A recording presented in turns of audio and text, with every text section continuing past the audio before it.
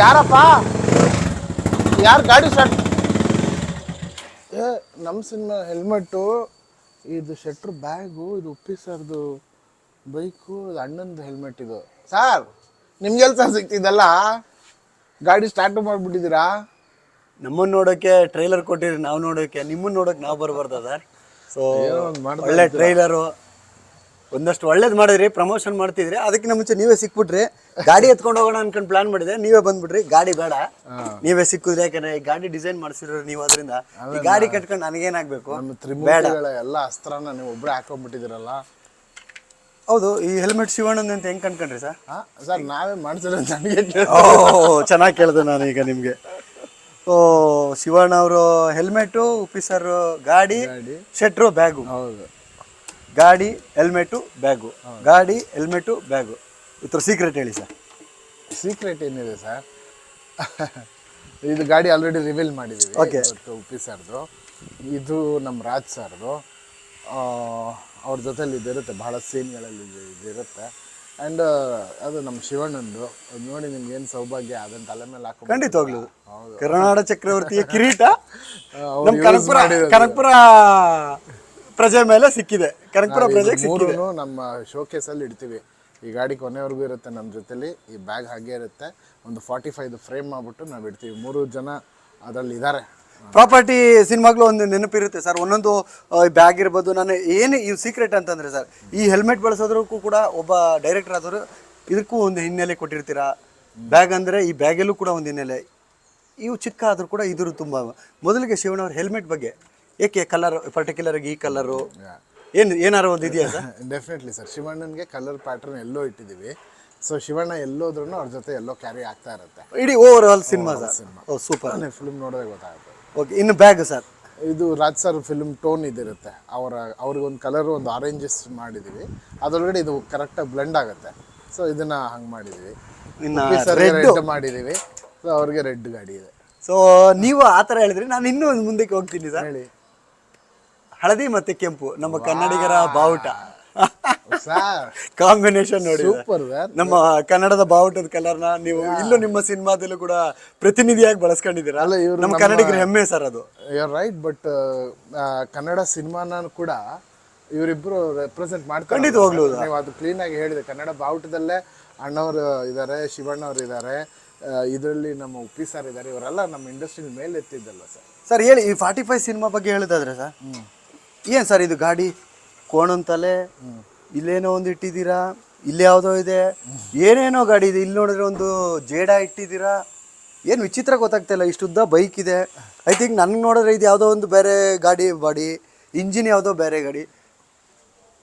ಏನು ಈ ಗಾಡಿ ಸೀಕ್ರೆಟ್ ಉಪ್ಪಿ ಸರ್ ಗಾಡಿ ಸರ್ ಅದು ಸಿಂಪಲ್ ಆಗಿ ಮಾಡೋಕ್ಕಾಗತ್ತಾ ಉಪ್ಪಿ ಸರ್ ತಲೆ ಒಂಥರ ಇರುತ್ತೆ ಕಣ್ಣೆ ಒಂಥರ ಇರುತ್ತೆ ಅವ್ರ ಲುಕ್ಕೇ ಬೇರೆ ಅವ್ರ ಬೇರೆ ಅವ್ರ ಸ್ಟೈಲ್ ಬೇರೆ ಅವ್ರು ಯೂಸ್ ಮಾಡೋ ಗಾಡಿನೂ ಯುನೀಕ್ ಆಗಿರುತ್ತೆ ಪರ್ಟಿಕ್ಯುಲರ್ ಆಗಿ ಈ ಗಾಡಿನ ಈ ಥರ ಡಿಸೈನ್ ಮಾಡಿಸೋದಕ್ಕೆ ಏನು ಕತೆ ಡಿಮ್ಯಾಂಡ್ ಮಾಡ್ತಾ ಏನು ಕಥೆನಲ್ಲಿ ಅವ್ರ ಕ್ಯಾರೆಕ್ಟರ್ಗೆ ಈ ಗಾಡಿ ತುಂಬ ಚೆನ್ನಾಗಿ ಮ್ಯಾಚ್ ಆಗುತ್ತೆ ಸೊ ಅವ್ರ ರೆಗ್ಯುಲರ್ ಗಾಡಿ ಎಲ್ಲ ಓಡಿಸೋಂಗಿಲ್ಲ ಈ ಕ್ಯಾರೆಕ್ಟ್ರು ಸೊ ಏನೋ ಯುನೀಕ್ ಆಗಿ ಏನೋ ಸ್ಪೆಷಲ್ ಆಗಿರಬೇಕು ಅದಕ್ಕೆ ಅವ್ರ ಕ್ಯಾರೆಕ್ಟರ್ ಮ್ಯಾಚ್ ಆಗುತ್ತಲ್ಲ ಒಂದು ಗಾಡಿ ಹಾಕಿದ್ವಿ ಅವ್ರು ಈ ಕೋಣ ನೋಡಿದ್ರೆ ನನಗೆ ಯಮದೂತ ನೆನಪಾಗ್ತಾನೆ ಸರ್ ಅಲ್ಲ ಎಷ್ಟೊಂದು ಸಿನಿಮಾದಲ್ಲಿ ವಿಲನ್ಸು ಹಾಕ್ಕೊಂತಾರಲ್ಲ ಸರ್ ಅದೇ ನೀವು ಕೋಣ ನೋಡಿ ಯಮನೇ ನೆನಪಾಗ್ಬೇಕು ನಿಮಗೆ ಯಮ ಕೋಣನ ಪ್ರತಿನಿಧಿ ಓಕೆ ನೀವೇನೋ ಹೇಳಿ ಸಿನಿಮಾ ನೋಡಿದ್ಮೇಲೆ ನಿಮ್ಗೆ ಗೊತ್ತಾಗುತ್ತೆ ಬಟ್ ಒಂದು ರಫ್ ಟಫ್ ಕ್ಯಾರೆಕ್ಟರು ಅಂತ ಹೇಳ್ತೀನಿ ಫಸ್ಟ್ ಸಿನಿಮಾದಲ್ಲಿ ಸಿಕ್ಕಾಬಟ್ಟೆ ದುಡ್ಡು ಖರ್ಚು ಮಾಡಿಸಿ ಸಿನಿಮಾ ಮಾಡವ್ರೆ ಅರ್ಜುನ್ ಜನ್ಯ ಅವರು ಅಂತ ಹೇಳ್ತಾರೆ ಈ ಗಾಡಿ ನೋಡಿದ್ಮೇಲೆ ಕನ್ಫರ್ಮ್ ಆಯಿತು ಐ ಥಿಂಕ್ ಏನಾಗಿರ್ಬೋದು ಸರ್ ಬಜೆಟ್ ಬಟ್ ಹೇಳಲ್ರಿ ಸಿನಿಮಾ ಬಜೆಟ್ ನೀವು ಹೇಳೋದಿಲ್ಲ ನನಗೂ ಗೊತ್ತು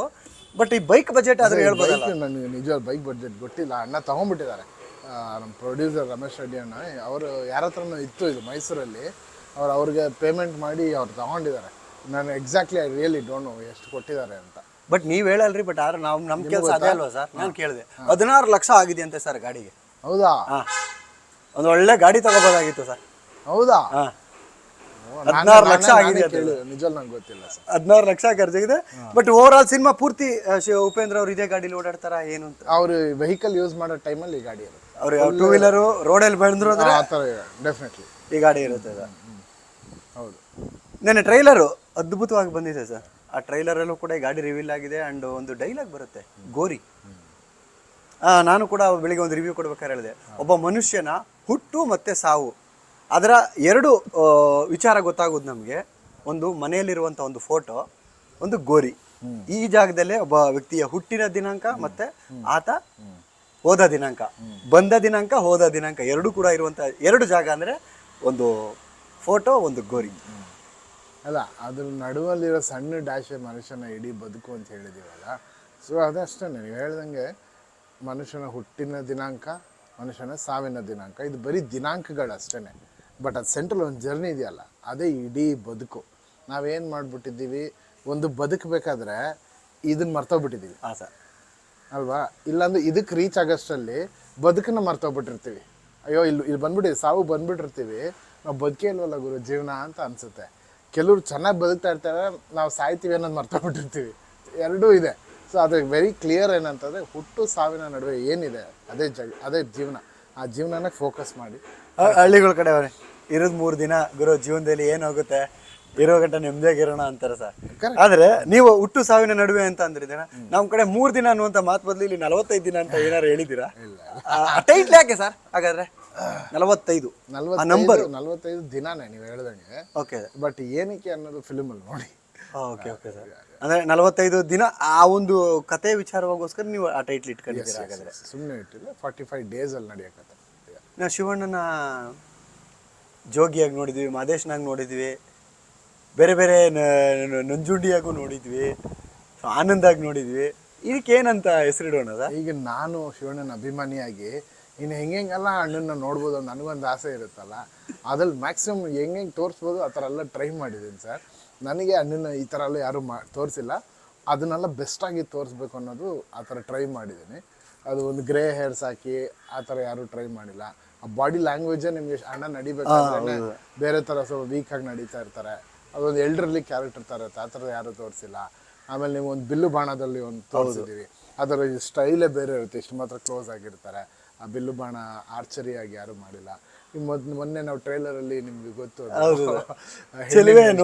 ಆ ಚೆಲುವೆ ಬಗ್ಗೆ ಹೇಳೋದಾದ್ರೆ ಆ ಚೆಲುವೆ ವೆರಿ ಇಂಪಾರ್ಟೆಂಟು. ಒಂದು ಟೈಮಲ್ಲಿ ಬರ್ತಾರೆ ಫಿಲಮಲ್ಲಿ. ಸೊ ವೆರಿ ಕಾಂಪ್ಲಿಕೇಟೆಡ್ ಆಗಿತ್ತು ನಮಗೆ. ಎಷ್ಟು ಚಾಲೆಂಜಿಂಗ್ ಆಗಿತ್ತು ಸರ್ ಆ ಒಂದು ಕ್ಯಾರೆಕ್ಟರ್ಗೆ. ಶಿವಣ್ಣನ ಮೇಕಪ್ ಇರ್ಬೋದು, ಐ ಥಿಂಕ್ ನನ್ನ ಪ್ರಕಾರ ಅದನ್ನು ನೋಡಿದಾಗ ಅಂತೂ ಅಲ್ವಾ, ಕನ್ಫರ್ಮ್ ಆಗಿ ಹೇಳ್ಬೋದು, AI ಅಲ್ವೇ ಅಲ್ಲ. ಶಿವಣ್ಣನ ಅವ್ರನ್ನ ಎಲ್ಲ ಹಂಗೆಲ್ಲ ಮಾಡೋಕ್ಕಾಗಲ್ಲ ಸರ್. ಯಾವ ರೀತಿಯ ಅದನ್ನ ಪಾತ್ರನ ಬಿಲ್ಡ್ ಮಾಡಿದ್ರಿ ಸರ್ ನೀವು? ಒಂದು ಮೇಕಪ್ ಇರ್ಬೋದು, ಶಿವಣ್ಣನ ಲುಕ್ ಇರ್ಬೋದು, ಹೇರ್ ಸ್ಟೈಲ್ ಇರ್ಬೋದು, ಎಷ್ಟು ದಿನ ಟೈಮ್ ತಗೊಂಡು? ಮೇಕಪ್ ಚಿರು ಅಂತ ಬಂದಿದ್ರು, ಅವರು ತುಂಬ ಟೈಮ್ ತೊಗೊಂಡ್ರು. ಒಂದು 6 hours ಅಣ್ಣ ಈ ಕ್ಯಾರವನಲ್ಲಿ ತುಂಬ ಟೈಮ್ ಸ್ಪೆಂಡ್ ಮಾಡೋದು, ಮೊದಲೇ ಹೇಳಿದ್ರು ಟೈಮ್ ಬೇಕು ಅಂತ. ಸೊ ಅದನ್ನು ಸೆಟ್ ಮಾಡಿದ್ವಿ. ಅದಕ್ಕೂ ಮೀರಿ ಅಣ್ಣ ಆ ಪಾತ್ರ ಮಾಡೋಕ್ಕೆ ಒಪ್ಕೊಂಡಿರೋದು ಗ್ರೇಟ್ನೆಸ್ ಸರ್. ಆಮೇಲೆ ನನಗೆ ಇನ್ನೊಂದು ಕುತೂಹಲ ಅನಿಸುತ್ತೆ ಸರ್, ಶಿವಣ್ಣ ಆ ಎಲ್ಲ ಪಾತ್ರವನ್ನು ಅವರ ಅನಾರೋಗ್ಯ ಇದ್ದಂಥ ಸಂದರ್ಭದಲ್ಲಿ ಮಾಡಿದರು ಸರ್. ಸೊ ಎಷ್ಟು ಎಫರ್ಟ್ ಹಾಕ್ಬೇಕು ಅನ್ನುವಂಥದ್ದು ನಿಮ್ಮ ಒಂದು ಸಿನಿಮಾದ ಟ್ರೈಲರ್ ನೋಡಿದಾಗ ನಮ್ಗೆ ಗೊತ್ತಾಗ್ತದೆ. ಹೇಗಿದ್ರು ಸರ್ ಶಿವಣ್ಣ ಆ ಸಂದರ್ಭದಲ್ಲೂ? ಅಂಥ ನೋವಲ್ಲೂ ಆ ನೋವು ನುಂಗಿ ಅಂತಹ ಎಫರ್ಟ್ ಹಾಕಿ ನಗ್ತಾ ಇದ್ರು ಸರ್. ಓಕೆ, ಸಿಂಪಲಾಗಿ ಹೇಳ್ಬೇಕಂದ್ರೆ ನಮಗೆಲ್ಲ ನೋವಿತ್ತು, ನಮಗೆಲ್ಲ ಟೆನ್ಷನ್ ಇತ್ತು, ಅವರು ತುಂಬ ಆರಾಮಾಗಿದ್ರು. ನಾನು ಈಗಲೂ ನಿಮ್ಮ ಕ್ವಶನ್ ಅಣ್ಣನ ಕೇಳ್ತೀನಿ, ಅಣ್ಣ ಹೆಂಗಣ್ಣ ಆ ಮೂಮೆಂಟಲ್ಲಿ ಹಂಗೆ ಇರೋಕ್ಕಾಗುತ್ತೆ, ಏನೂ ಆಗೇ ಇಲ್ಲೇನೋ ಅನ್ನೋ ಥರ ಹೆಂಗಣ್ಣ ಇದ್ರು ಅಂದರೆ ನಗ್ತಾರೆ ಆವಾಗ್ಲೂ. ನೀವೆಲ್ಲ ಸಪೋರ್ಟ್ ಮಾಡೋದ್ರಲ್ಲಮ್ಮ ಅಂತ ಸಿಂಪಲಾಗಿ ಹೇಳ್ಬಿಡ್ತಾರೆ. ಬಟ್ ನನಗೆ ಈಗಲೂ ಅದು ಕ್ರ್ಯಾಕ್ ಡೌನ್ ಮಾಡೋಕೆ ಆಗ್ತಿಲ್ಲ. ನಮಗೊಂದು ಜ್ವರ ಬಂದ್ಬಿಟ್ರೆ ಮನಸ್ಸಲ್ಲಿ ಏನೋ ಇದು ತುಂಬ ದೊಡ್ಡ ವಿಷಯ ಅಲ್ಲ ಸರ್. ಮಾತ್ರ ತಗೊಂಡು ಹೋಗಿ ಮಲಗ್ಬಿಡೋ ಅನಿಸ್ತದೆ ಸರ್, ಅದು ಅನಿಸುತ್ತೆ. ಆಮೇಲೆ ಇದು ತುಂಬ ದೊಡ್ಡ ವಿಷಯ. ಕ್ಯಾನ್ಸರ್ ಅನ್ನೋದು ಒಬ್ಬ ಮನುಷ್ಯನ ಒಳಗಡೆಯಿಂದ ಬ್ರೈನ್ನ ಫಸ್ಟ್ ಅಟ್ಯಾಕ್ ಮಾಡಿಬಿಡುತ್ತೆ. ಐ ಮೀನ್ ಒಳಗಡೆ ಕಾನ್ಫಿಡೆನ್ಸ್ ಹೋಗ್ಬಿಡುತ್ತೆ. ಆ ಟೈಮಲ್ಲಿ ಈ ಥರ ಒಂದು ಚಾಲೆಂಜಿಂಗ್ ಎಪಿಸೋಡು, ಆ ಎಪಿಸೋಡ್ನ ಮಾಡಿ ಮುಗಿಸ್ಲೇಬೇಕು. ಆ್ಯಂಡ್ ಇಷ್ಟು ದೊಡ್ಡ ಹೆಲ್ತ್ ಇಶ್ಯೂ ಇದೆ. ಆ ನಡುವಲ್ಲಿ ಬಂದು ಮಾಡಬೇಕಾದ್ರೆ ಯಾರಾದರೂ ಟೆನ್ಸಲ್ಲಿ ಜಲ್ದಿ ಮಾಡಿಬಿಡಮ್ಮ ಅಂತ, ಅಥವಾ ಮನೇಲಿರೋ ಅಕ್ಕ ಯಾರಾದ್ರೂ ಒಂದು ಪ್ರೆಷರ್ ಕೊಡ್ಬೋದು. ಸಿನಿಮಾ ಎಲ್ಲ ಆಮೇಲೆ ಮಾಡ್ಬೋದು ಗುರು, ಶಿವಣ್ಣ ಇದು ಆಮೇಲೆ ನೋಡ್ಕೊಳ್ಳೋಣ ಅಂದ್ಬಿಟ್ರೆ ಮುಗೀತು. ನಿಂತು ಐ ಥಿಂಕ್ ಇಲ್ಲಿವರೆಗೂ ಇನ್ನು ಶೂಟಿಂಗೇ ಮಾಡೋಕ್ಕಾಗ್ತಾ ಇರಲಿಲ್ಲ. ಅದು ಆ್ಯಂಡ್ ಎಲ್ಲ ಒಪ್ಕೊಳ್ಳೇಬೇಕು. ನಾವು ಪ್ರೊಡ್ಯೂಸರ್ ಹೇಳಿದ್ರು, ಸರ್ ಅಣ್ಣ ಮುಖ್ಯ, ನಿಲ್ಲಿಸ್ಬಿಡಿ ಪರವಾಗಿಲ್ಲ ಆಮೇಲೆ ಮಾಡೋಣ ಅಂತ ಪ್ರೊಡ್ಯೂಸರೇ ಹೇಳಿದ್ರು. ನಾನು ಹೇಳಿದೆ ಬೇಡ ಅಂತ ಹೇಳಿದ ಒಬ್ಬರೇ ವ್ಯಕ್ತಿ ಅಣ್ಣ. ಶೂಟಿಂಗ್ ಮಾಡಲೇಬೇಕು, ನಾನು ಮುಗಿಸ್ಬೇಕು, ಇದು ಮುಗಿಸ್ಬಿಟ್ಟೆ ನಾನು ಅಮೆರಿಕಾಗೆ ಹೋಗೋದು, ಫಿನಿಶ್ ಮಾಡ್ಬಿಟ್ಟು ಹೋಗ್ತೀನಿ ಅಂತ. Hats off. ಅದು ಮೋಸ್ಟ್ಲಿ ಅಣ್ಣವರಿಂದನೇ ಬಂದ್ಬಿಟ್ಟಿದೆ. ನಿರ್ಮಾಪಕರು ಅಂದ್ರೆ ಅನ್ನದಾತರು, ನಿರ್ಮಾಪಕರನ್ನ ಯಾವತ್ತೂ ನಾವು ಚೆನ್ನಾಗಿ ನೋಡ್ಕೋಬೇಕು ಅನ್ನುವಂಥದ್ದು ಅಲ್ಲಿಂದ ಬಳುವಳಿ ಬಂದ್ಬಿಟ್ಟಿದೆ ಅನ್ಸುತ್ತೆ ಸರ್. ಬಂದಿದೆ, ಅವ್ರ ವ್ಯಕ್ತಿತ್ವನೇ ಹಂಗಿದೆ ಸರ್. ಅಲ್ಲಿ ಅಣ್ಣವರಿಂದನೂ ಬಂದಿದೆ, ಶಿವಣ್ಣನೂ ಹಾಗೆ ಇದ್ದಾರೆ. ನಮ್ಮ ಕಣ್ಣಿಗೆ ಅಣ್ಣವರು ಶಿವಣ್ಣ. ನನ್ನ ಜನರಿಗೆ ನಾನು ನೋಡೋಕ್ಕಾಗಿಲ್ಲ ಅಣ್ಣವ್ರನ್ನ, ನನಗೆ ಅಣ್ಣವರು ಶಿವಣ್ಣ. ಸರ್ ನನಗೆ ಇನ್ನೊಂದು ವಿಚಾರ ಗೊತ್ತಾಯ್ತು ಯಾವುದೋ ಬೇರೆ ಕಡೆಯಿಂದ, ಅದು ನಿಜನ ಸುಳ್ಳ ಗೊತ್ತಿಲ್ಲ, ಅದು ನಿಮ್ಮನ್ನೇ ಕೇಳ್ತೀನಿ, ನೀವೇ ಹೇಳ್ಬಿಡ್ತೀರಾ.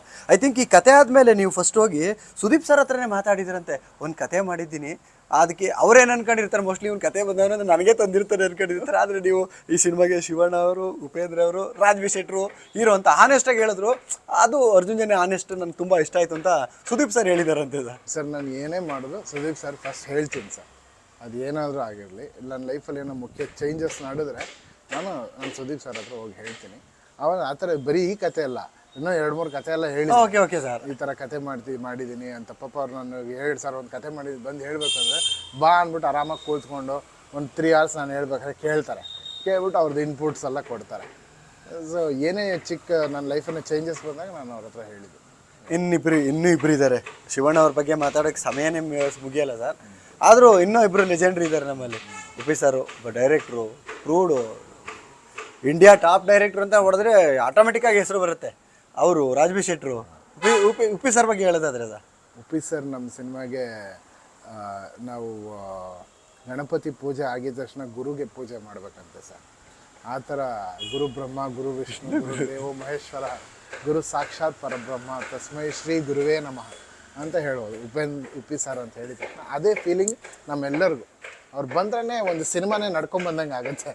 ಇಲ್ಲ ಉಪಿ ಸರ್ ಎಂಟ್ರಿ ಇರ್ಬೋದು, ಅವರ ಒಂದಷ್ಟು ಅವರ ಲುಕ್ಕು, ಕೆಲವು ಟ್ರೈಲರಲ್ಲಿ ನಾವು ನೋಡಿದ್ವಲ್ಲ, ಒಂದು ಜಲಕ್ಕೂ ತುಂಬ ಚೆನ್ನಾಗಿದೆ ಸರ್. ಆಸ್ ಎ ಡೈರೆಕ್ಟ್ರಾಗಿ ನಿಜವಾಗ್ಲೂ ನಮ್ಗನ್ಸುತ್ತು ಅರ್ಜುನ್ ಜನ್ಯ ಅವರು ನಿಜವಾಗ್ಲೂ ಇದು ಫಸ್ಟ್ ಡೈರೆಕ್ಷನ್ ಆಗೋರು, ಇಲ್ಲ ಎಲ್ಲರೂ ಯಾವ್ದಾರು ಕ್ಲಾಸ್ಗೆ ಹೋಗಿ ಬಂದ್ಬಿಟ್ಟಿದ್ದೀರಾ ಅಂಥ ಒಂದು ಒಳ್ಳೊಳ್ಳೆ ಪರ್ಟಿಕ್ಯುಲರ್ ಆದಂಥ ಒಂದಷ್ಟು ಫ್ರೇಮ್ ಇಟ್ಟಿದ್ದೀರಾ, ಒಳ್ಳೊಳ್ಳೆ ಶಾರ್ಟ್ಸ್ ತೆಗ್ದಿದ್ದೀರಾ. ಆ ಹೀರೋಯಿಸಮ್ನ ತೋರಿಸುವಂಥ ರೀತಿ ಇದೆಯಲ್ಲ ನೆಕ್ಸ್ಟ್ ಲೆವೆಲ್ ಸರ್. ಅದು ನಾನು ಹೇಳಿದ್ನಲ್ಲ ಸರ್ ನೆನ್ನೆ, ನಾನು ಈ ಸಿನಿಮಾನ ಉಪ್ಪಿ ಸರ್ ಅಭಿಮಾನಿಯಾಗಿ, ಶಿವಣ್ಣ ಅಭಿಮಾನಿಯಾಗಿ, ರಾಜ್ವಿ ಶೆಟ್ಟಿಯವರ ಅಭಿಮಾನಿಯಾಗಿ ನಾನು ಈ ಸಿನಿಮಾ ಡೈರೆಕ್ಟ್ ಮಾಡಿದ್ದೀನಿ. ಸೊ ನನಗೆ ಅವ್ರನ್ನ ಹಂಗೆ ರಾರಾಜಿಸಿ ನಾನೇ ನೋಡ್ಬೇಕಂತ ನನಗೆ ಆಸೆ. ಆ ಥರ ಫ್ರೇಮ್ ಇಟ್ಟಿದ್ದು ನಾನು ನೋಡಿದಾಗಲೂ ನನಗೆ ಖುಷಿ ಆಗಬೇಕು ಅಂತ. ನಾನೇ ಎಷ್ಟೊಂದು ಸತಿ ಉಪ್ಪಿ ಸರ್ದು ಎಷ್ಟೋ ಶಾರ್ಟ್ ವಿಸಿಲ್ ಹೊಡೆದಿದ್ದೀನಿ ಈ ಫಿಲ್ಮಲ್ಲಿ ಎಡಿಟಿಂಗ್ ಮಾಡೋಕೆ. ಶಿವಣ್ಣ ಅವ್ರದ್ದು ಎಂಟ್ರಿ ಎಲ್ಲ ನಾನೇ ಎಷ್ಟೊಂದು ಸತಿ DTS ಎಲ್ಲ ಮಾಡ್ಬೇಕಾದ್ರೆ ನಾನೇ ನಿಂತ್ಕೊಂಡು ಫ್ಯಾನ್ ಆಗಿಬಿಟ್ಟಿದ್ದೀನಿ. ನಮ್ಮ ಇಂಜಿನಿಯರ್ ಎಲ್ಲ ನೋಡ್ತಿರ್ತಾರೆ ವಾಟ್ ಹ್ಯಾಪನ್ ಅಂತ. ಸರ್ ನನಗೆ ಆಗ್ತಿಲ್ಲ ಸರ್ ಅಂತ ದಟ್ ಫ್ಯಾನ್ ಮೂಮೆಂಟ್ ಬಂದ್ಬಿಡುತ್ತೆ. ರಾಜ್ ಸರ್ದು ಕೆಲವು ಸೀನ್ಗಳಲ್ಲಿ ಒಂಥರ ಏನು ಸರ್ ಹಿಂಗೆ ಮಾಡಿದ್ದಾರೆ ಅಂತ ದಟ್ ಫ್ಯಾನ್ ಮೂಮೆಂಟ್ ಹೋಗ್ಬಿಡುತ್ತೆ. ಆ್ಯಸ್ ಅ ಡೈರೆಕ್ಟರ್ ನಾನು ಕಾಣಲ್ಲ, ಐ ಬಿಕಮ್ ಅ ಫ್ಯಾನ್ ನಿಮ್ಮ ಥರ. ಸೊ 3 ಜನ ಹೀರೋ ಇದ್ದಾರೆ, ನೀವು ಡೈರೆಕ್ಟ್ರಾಗಿ ನೀವು ಒಬ್ರು ಹೀರೋ ಆಗಿದ್ದೀರಾ, 4 ಜನ ಹೀರೋ. ಇಲ್ಲಿ ಕತೆಗೆ ಎಷ್ಟು ಪ್ರಾಮುಖ್ಯತೆ ಇರ್ಬೋದು? ಯಾಕಂದರೆ ಮಲ್ಟಿ ಸ್ಟಾರ್ ಸಿನಿಮಾ ನಮ್ಮಲ್ಲಿ ತುಂಬ ಕಡಿಮೆ ಬಂದರೂ ಕೂಡ ಉಪ್ಪಿ ಸರ್ ಆಲ್ರೆಡಿ ಶಿವಣ್ಣ ಅವ್ರ ಜೊತೆ 2-3 ಸಿನಿಮಾ ಮಾಡಿಬಿಟ್ಟಿದ್ದಾರೆ. ಅವರಿಬ್ರದ್ದು ಸಮಸ್ಯೆನೇ ಅಲ್ಲ, ಅವ್ರ ಫ್ಯಾನ್ಸ್ಗಳು ಎಂಜಾಯ್ ಮಾಡ್ತಾರೆ. ಉಪ್ಪಿ ಸರ್ ಫ್ಯಾನ್ಸ್ ಆಗಲಿ, ಶಿವಣ್ಣ ಅಭಿಮಾನಿಗಳು. ಈ ಅದ್ಭುತ ಈ ಜೋಡಿನ ಓಮ್ ಸಿನಿಮಾಯಿಂದ ಈ ಜೋಡಿನ ನೋಡಿ ನೋಡಿ ನೋಡಿ ಖುಷಿ ಕಂಟಿನ್ಯೂ ಇದು. ಸೊ 3 ಜನ ಅಭಿಮಾನಿಗಳಿಗೆ ಒಂದು ಮೆಸೇಜ್ ಕೊಡೋದಾದರೆ, ಶಿವಣ್ಣ ಅವರ ಅಭಿಮಾನಿ ಇರಲಿ, ಉಪ್ಪಿ ಸರ್ ಅಭಿಮಾನಿ ಇರಲಿ, ಮತ್ತು ಶೆಟ್ರು ಅಭಿಮಾನಿ, ಅವ್ರ ಅಭಿಮಾನಿಗಳಿಗೆ ಏನು ಕೊಡ್ತೀರಾ ಮೆಸೇಜ್? ಮೆಸೇಜ್ ಅಂದರೆ ನೀವು ಭಾಳ ಖುಷಿಯಾಗಿ ಎಂಜಾಯ್ ಮಾಡ್ತೀರಾ, ಮನಸ್ಫೂರ್ತಿಯಾಗಿ ಅಭಿಮಾನಿಗಳಾಗಿ ಉಪ್ಪಿ ಸರ್ನ ನೋಡಿದಾಗ ಆಹಾ ಏನೇನಿತ್ತು, ಏನೇನು ನಿಮ್ಗೆ ಖುಷಿ ಆಗುತ್ತೆ, ಆ ಸೀನ್ ಎಲ್ಲ ಬಂದ್ಬಿಡುತ್ತೆ. ಶಿವಣ್ಣ ಅವರು ಒಂದು ಎಪಿಕ್ ಮೂಮೆಂಟ್. ಅವ್ರನ್ನ ಇನ್ನೆಂಗೆ ತೋರ್ಸೋಕ್ಕಾಗತ್ತೆ, ಎಲ್ಲ ಮಾಡಿಬಿಟ್ಟಿದ್ದಾರೆ ಅವರು. ಇದಕ್ಕೂ ಮೇಲೆ ತೋರಿಸ್ಬೇಕಂದಾಗ ಅದನ್ನು ಹ್ಯಾಂಡಲ್ ಮಾಡಿರೋ ರೀತಿ ನಿಮ್ಗೆಲ್ಲರಿಗೂ ಭಾಳ ಖುಷಿಯಾಗುತ್ತೆ. ಆ್ಯಂಡ್ ರಾಜ್ ಸರ್ ಇವರಿಬ್ಬರ ನಡುವೆ ಇದ್ದು ತುಂಬ ಅದ್ಭುತವಾದ ನಟ. ಅವ್ರ ಆ್ಯಕ್ಟಿಂಗ್ ಸ್ಕಿಲ್ಸ್ನ, ಅವ್ರು ಏನೇನಿದೆ ಅವ್ರದ್ದು ಎಲ್ಲ ಪಾತ್ರದ ಎಲ್ಲ ಆ್ಯಂಗಲ್ಸ್ನ ಈ ಫಿಲ್ಮಲ್ಲಿ ತಂದಿದ್ದೀನಿ. ಸೊ ಯಾರೇ ನೋಡಿದ್ರೂ ಸಮಾಧಾನ ಆಗುತ್ತೆ. ಸೊ ಪ್ರೊಡ್ಯೂಸರ್ಗಳು ಒಂದು ಸಿನಿಮಾ ಹೋಗು ಒಂದು ಸಿನಿಮಾ ಶುರುವಾಗಿ ರಿಲೀಸ್ ಥಿಯೇಟ್ರ್ವರೆಗೂ ಬರೋವರೆಗೂ ನಿರ್ಮಾಪಕನ ಪಾತ್ರ ತುಂಬ ಮುಖ್ಯವಾಗಿರುತ್ತೆ. ನಮ್ಮ ರಮೇಶ್ ರೆಡ್ಡಿ ಅವರ ಬಗ್ಗೆ, ನಿರ್ಮಾಪಕರ ಬಗ್ಗೆ ಏನು ಹೇಳ್ತೀವಿ? ನೀವು ಹೇಳಿದ್ರಲ್ಲ ಸರ್ 3 ಜನ ಹೀರೋ, ನಾನು 4ನೇ ಜನ ಅಂತಂದರೆ 4 + 5 45. ಈ 5th ಹೀರೋ ಅಂತ ಹೇಳ್ತೀನಿ ನಮ್ಮ ರಮೇಶ್ ರೆಡ್ಡಿ ಅಣ್ಣ. ಅವ್ರು ಇಲ್ಲದೆ ನಾವು ಯಾವುದೂ ಇಲ್ಲ. ಮೊದಲನೇ ಅವ್ರು ಹಿಂಗೆ ಥಮ್ಸ್ ಅಪ್ ಅಂದ್ರೆ ಇದೆಲ್ಲ ಓಪನ್ ಆಗೋದು. ಅವರೇ ಇದಿಲ್ಲ ಅಂತಂದರೆ ನಾವು ಯಾರು ಏನೂ ಮಾಡೋಕ್ಕಾಗಲ್ಲ. ಸೊ ಈ ಸಿನಿಮಾನ ದೊಡ್ಡ ಕ್ರೆಡಿಟ್ ಅವ್ರಿಗೆ ಸಲ್ಲಬೇಕು. ಪ್ರತಿ ಹಂತದಲ್ಲೂ ನಿರ್ಮಾಪಕರು ಆಗಿ ಮಾತ್ರ ಅಲ್ಲ, ಅವರು ಕೂಡ ಶಿವಣ್ಣನ ಅಭಿಮಾನಿಯಾಗಿ ಈ ಫಿಲ್ಮ್ ಮಾಡಿದ್ದಾರೆ ಸರ್. ಇವಾಗಲೂ ಕೇಳಿ ನಾನು ಶಿವಣ್ಣವ್ರ ಅಭಿಮಾನಿ ಸರ್ ಅಂತಾರೆ. ಅವರು ಕೂಡ ಖುಷಿ ಪಡ್ತಾ ಇರ್ತಾರೆ. ಎಲ್ಲರೂ ನಾವು ಅಭಿಮಾನಿಗಳಾಗಿ ಈ ಸಿನಿಮಾನ ಮಾಡಿದ್ದೀವಿ. ಉಪ್ಪಿ ಸರ್ ಅಂದರೆ ತುಂಬ ಇಷ್ಟ ಪ್ರೊಡ್ಯೂಸರ್ಗೆ, ನಿರ್ಮಾಪಕರಿಗೆ. ಅವರಿಬ್ಬರು ಮಾತಾಡ್ತಾ ಇರ್ತಾರೆ. ಉಪ್ಪಿ ಸರ್ ಫೋನ್ ಮಾಡಿದ ತಕ್ಷಣ ಸರ್ ಅಂತ ಒಂದು ಮಗು ಆಗ್ಬಿಡ್ತೀವಿ ನಾವೆಲ್ಲ. So and Raj B Shetty ಅವರು ಅಂದರೆ ನನಗೆ ಅಣ್ಣ ಹೇಳ್ತಾ ಇರ್ತಾರೆ, ನಂಗೆ ಅವ್ರ ಕಂಡ್ರೆ ತುಂಬ ಇಷ್ಟ ಸರ್ ಅಂತ. ಸೊ ನಾವೆಲ್ಲರೂ ಪ್ರೀತಿಯಿಂದ ಈ ಸಿನಿಮಾ ಮಾಡಿರೋದು. ಸಿನಿಮಾ ದುಡ್ಡು ಬಿಸ್ನೆಸ್ಸು ಅಂತ ಯಾವತ್ತೂ ಅಣ್ಣ ನೋಡಿಲ್ಲ, ಏನು ಬೇಕು ಬೆಸ್ಟ್ ಮಾಡಿ. ನಾವು ಡೈವರ್ಟ್ ಆಗ್ಬಿಟ್ವಿ ಸರ್. ಆಕ್ಚುಲಿ ನಾನು ಕಂಪ್ಲೀಟ್ ಈ ಬಾಡಿ ಬಗ್ಗೆ ಒಂದಷ್ಟು ವಿಚಾರ ನಿಮ್ಮ ಕೈಲಿ ಬಾಯಿ ಬಿಡಿಸ್ಲೇಬೇಕಂತಾನೆ ಬಂದಿರೋದು. ಎಲ್ಲ ಇದು ಈ ಮುಖ ನನಗೆ ಇದು ಸಣ್ಣನಾಗಿ ಸರ್ ನೀವು ನೋಡ್ಬೋದು, ಅಲ್ಲಿ 2 ಶೇಡ್ ಕಾಣಿಸುತ್ತೆ. ಒಂದು ಗುಳಿ, ಒಂದು ಕೋಣ. ಗೂಳಿ ಕೋಣ ಗೂಳಿನೂ ಕಾಣಿಸುತ್ತೆ ಒಂದ್ಸಲ ನಮಗೆ. ಒಂದೊಂದ್ಸಲ ಕತೆ ವಿಚಾರವಾಗಿ ಬಂದಾಗ ಇದು ಗೂಳಿ ಅಲ್ಲ ಗುರು, ಇದು ಕೋಣ ಅಂತ ಅನ್ಸುತ್ತೆ ಸರ್. ಸೊ ಈ ಕಾನ್ಸೆಪ್ಟ್ ನಿಮ್ಗೆ ಯಾಕೆ ಹೆಂಗ್ ಬಂತು ಸರ್ ತಲೆಗೆ? ಯಾಕಂದ್ರೆ ಈಗ ಬೈಕು ಯಾರ ಮಾಡಿದ್ರು ಕೂಡ ಒಂದು ಡಿಸೈನ್ ಅನ್ನೋ ಹಿಂದೆ ನಿಮ್ಮ ಕೆಲಸ ಇದ್ದೇ ಇರುತ್ತೆ. ನೀವು ಭಾಳ ಹುಷಾರಾದಂಥ ಕ್ವಶನ್ಗಳು ಕೇಳಿ ನನ್ನ ಬಾಯಿಲಿ ಏನನ್ನು ಬಿಡಿಸ್ಬೇಕು. ಏನು ಸರ್ ಇದು ಶಿವಣ್ಣ ಸರ್,